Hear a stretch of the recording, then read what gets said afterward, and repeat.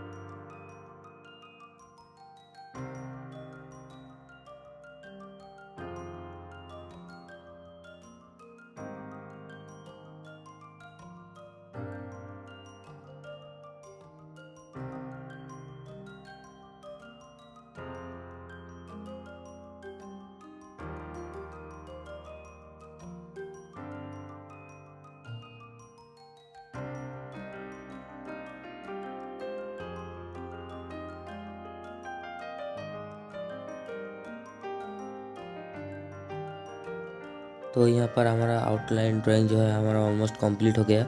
तो आप लोग देख के बताना आउटलाइन ड्राइंग ट्यूटोरियल आपको कैसा लगा। अगर अच्छा लगा है तो वीडियो को लाइक कर देना, चैनल पर नए चैनल को सब्सक्राइब कर देना। मिलते हैं इसका नेक्स्ट पार्ट में, सेकेंड पार्ट कलर में। तब तक के लिए बाय, थैंक्स फॉर वॉचिंग।